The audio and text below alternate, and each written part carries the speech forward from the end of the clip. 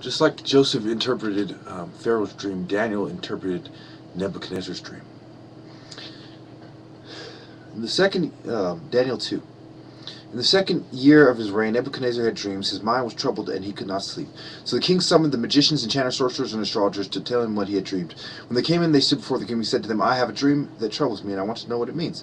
Then the astrologer answered the king, O king, live forever. Tell your servants the dream, and we will interpret it. The king replied to the astrologers, This is what I have firmly decided. If you do not tell me what my dream was and interpret it, I will have you cut into pieces, and your houses turned into piles of rubble. But if you tell me the dream and explain it, you will receive from me gifts and rewards and great honors. Tell me the dream and interpret it for me. Once more they replied, Let the king tell his servant the dream, and we will interpret it. And the king answered, I am certain that you are trying to gain time, because you realize that this is what I have firmly decided. If you do not tell me the dream, there is just one penalty for you. You have conspired to tell me misleading and wicked things, hoping the situation will change. So then tell me the dream, and I will know that you can interpret it for me. The astrologer answered the king, There is not a man on earth who can do what the king asked. No king, however great and mighty, has ever asked such a thing of any magician or enchanter or astrologer. What the king asks is too difficult. No one can reveal it to the king except the gods, and they do not live among men. This made the king so angry and furious that he ordered the execution of all the wise men in Babylon. So the decree was issued to put the wise men to death, and men were sent to look for Daniel and his friend to put them to death. When Arioch, the commander of the king's guard, had gone out to put to death the wise men of Babylon, Daniel spoke to him with wisdom and tact. He asked the king's officer, Why did the kings issue such a harsh decree? Arioch then explained the matter to Daniel. At this, Daniel went into the king and asked for time so that he might interpret the dream for him. Then Daniel returned to his house and explained the matter to his friends Hananiah, Misaiah, and Azariah. He urged them to plead for mercy from the God of heaven concerning the mystery, so that he and his friends might not be executed with the rest of the wise men of Babylon. During the night,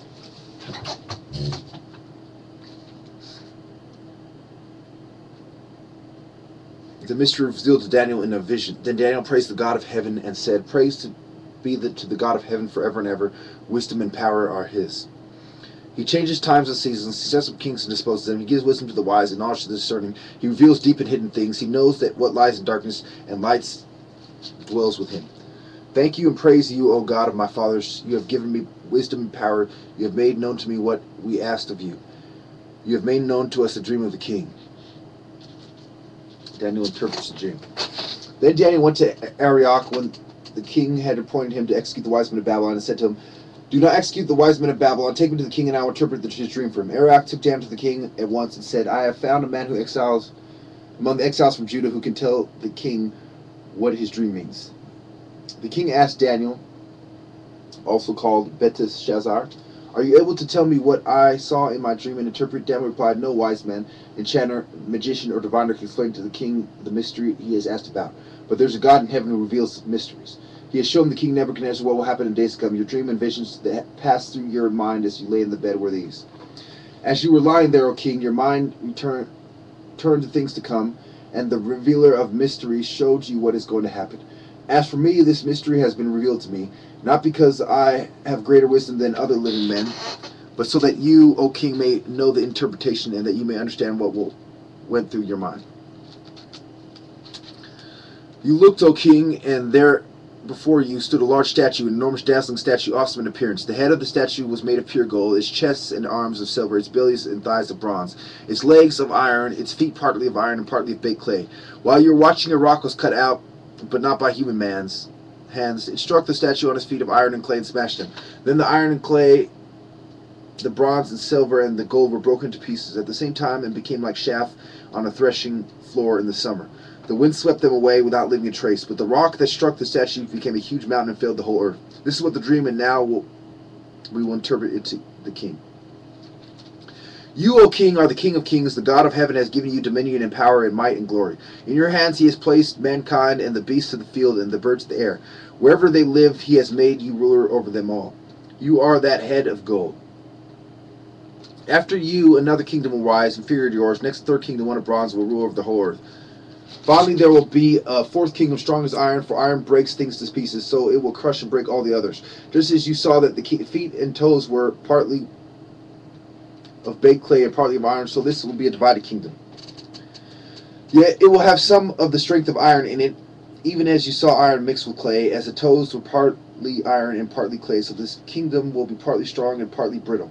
And just as you saw the iron mixed with baked clay, so the people will be a mixture and will not remain united, any more than iron mixes with clay. In the time of those kings, the God of heaven will set up a kingdom that will be destroyed, nor will it be left to another people.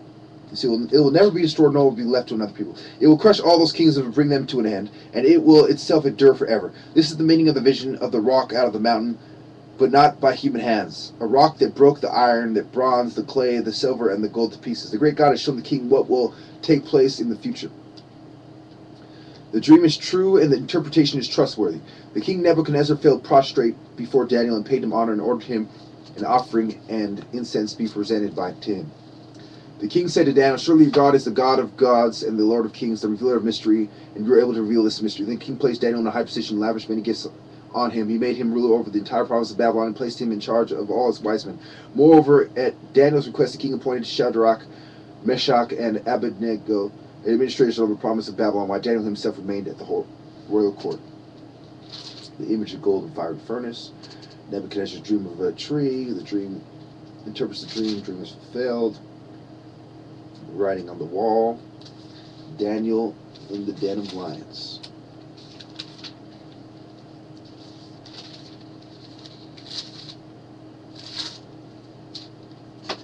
So, Daniel 6. It pleased Darius to appoint 120 satraps to rule over the kingdom, with these administrators over them, one of whom was Daniel. The satraps were made accountable to them so that the king might not suffer loss. Now Daniel so distinguished himself among the administrators, the satraps, by his exceptional qualities, that the king planned to set him over the whole kingdom. At this, the administrators and the satraps tried to find grounds for charges against Daniel in his conduct of government affairs, but they were unable to do so. They could find no corruption in him, because he was trustworthy and neither corrupt nor negligent. Finally, these men said, we will never find any basis for charges against the man Daniel unless it has something to do with the law of his God. So notice it's the same thing they had to do with Jesus. So the administrators and the satraps went to the king and said, O King Darius, live forever. The royal administrator, prefects, satraps, advisors, and governors have all agreed that the king should issue an edict and enforce the decree that anyone who prays to any god or man during the next 30 days, except to you, O king, shall be thrown into the lion's den. Now, O king, issue a decree and put it in writing so that it cannot be altered, in accordance with the law of the Medes and Persians, which cannot be repealed. So King Darius put the decree in writing. Now, when Daniel learned that the decree had been published, he went home to his upstairs room where the windows opened toward Jerusalem. 3 times a day he got down on his knees and prayed, giving thanks to his God, just as he had done before. Then these men went as a group and found Daniel praying and asking God for help. So they went to the king and spoke to him about his royal decree. Did you not publish a decree that during the next 30 days, anyone who prays to any god or man except you, O king, will be thrown into the lion's den? The king answered, the decree stands in accordance with the laws of the Medes and Persians, which cannot be repealed. Then they said to the king, Daniel, which is one of the exiles from Judah, pays no attention to you, O king, or to the decree you put in writing. He still prays 3 times a day. When the king heard this, he was greatly stressed. He was determined to rescue Daniel and made every effort until sundown to save him. Then the men went as a group to the king and said to him, remember, O king, that according to the law of Medes and Persians, no decree or edict that the king issues can be changed. So the king gave the order. Then they brought Daniel and threw him into the lion's den. The king said to Daniel, may your God, whom you serve, continually rescue you. A stone was brought and placed over the mouth of the den, and the king sealed it with his own signet ring and with the rings of the nobles, so that Daniel's situation might not be changed. Then the king returned to his palace and spent the night without eating and without any entertainment being brought to him, and he could not sleep. At the first light of dawn, the king got up and hurried to the lion's den. When he came near the den, he called to Daniel in an anguished voice, Daniel, servant of the living God, has your God, whom your servants continually been able to rescue from the lions? Daniel answered, O king, live forever. My God has sent an angel and has shut the mouths of lions. They have not hurt me, because I was found innocent in his sight, nor have I ever done any wrong before you, O king. The king was overjoyed and gave orders to lift Daniel out of the den. And when Daniel was lifted from the den, no wound was found on him, because he had trusted in his God. At his king's command, the men who had falsely accused Daniel were brought and thrown into the lion's den, along with their wives and children. And before they reached the floor of the den, the lions overpowered them and crushed all their bones. Then King Darius wrote to all the peoples, nations, and men of every language throughout the land, may you prosper greatly. I issue a decree in every part of my kingdom.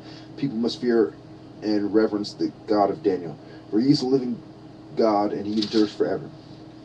His kingdom will not be destroyed. His dominion will never end. He rescues and he saves. He performs signs and wonders in the heavens and earth. He has rescued Daniel from the power of lions. So Daniel prospered during the reign of Darius and the reign of Cyrus the Persian. So I'll read the 77s and I'm going to leave it at that. It's from Daniel's prayer 9:20. While speaking and praying, confessing my sin and the sin of my people Israel, and making my request to the Lord my God for his holy hill, while still in prayer, Gabriel the man I had seen early in the vision came to me in a swift flight about the time of the evening sacrifice. He instructed me and said to me, Daniel, I have come to you to give you insight and understanding as soon as you begin to pray. An answer was given, which I have come to tell you. For you are highly esteemed, therefore consider the message and understand the visions. 77s are decreed for your people and your holy city to finish transgression, to put an end to sin, to atone for wickedness, to bring in everlasting righteousness, to seal up the vision and prophecy, and to anoint the most holy. Know and understand this from the issuing of the decree, to restore and rebuild Jerusalem until the anointed one. The ruler comes, there will be 77s, 62 sevens, it will be rebuilt with streets and a trench and in times of trouble.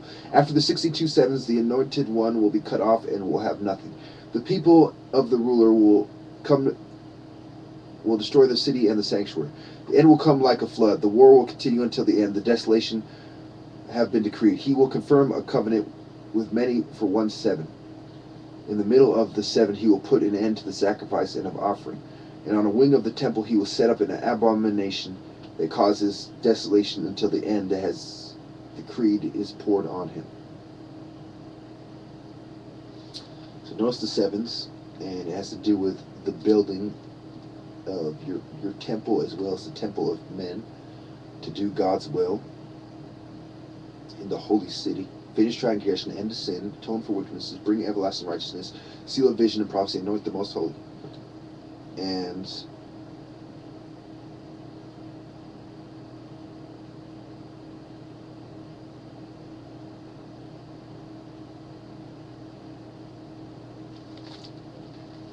so we go to the king who exalts himself, and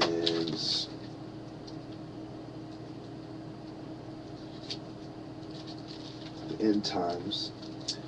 Daniel 12. At that time, Michael, the great prince who protects your people, will rise. There will be a great time of distress, such as not happened from the beginning of the nation. But at that time, your people, everyone whose name is found written in the book, will be delivered. Multitudes who sleep in the dust of the earth will awake, some to everlasting life, others to shame and everlasting contempt. Those who are wise will shine like the brightness of the heavens, and those who lead many to righteousness like the stars forever and ever. But you, Daniel, close up and seal the words of the scroll until the time of the end. Many will go here and there to increase knowledge. Then I, Daniel, looked, and therefore before me stood 2 others, one on this bank of the river and the other on the opposite bank. One of them said to the man clothed in linen, who has above the waters of the river, how long will it be before these astonished things are fulfilled? The man clothed in linen, who was above the waters of the river, lifted his hand and his left hand toward the heaven, and I heard him swear by him who lives forever, saying, It will be for a time, times and a half a time. When the power of the holy people has been finally broken, all these things will be completed. I heard, but I did not understand. So I asked my Lord, what will the outcome of all this be? He replied, Go your way, Daniel, because the words are closed up and sealed until the time of the end. Many will be purified, made spotless, and refined, but the wicked will continue to be wicked. None of the wicked will understand, for those who are wise will understand. From the time that the daily sacrifice is abolished and the abomination that causes desolation is set, there will be 1,290 days. Blessed is the one who waits for and reaches the end of the 1,335 days. And for you, if you go your way till the end, you will rest, and then at the end of the days you will rise to receive your allotted inheritance. Thank you.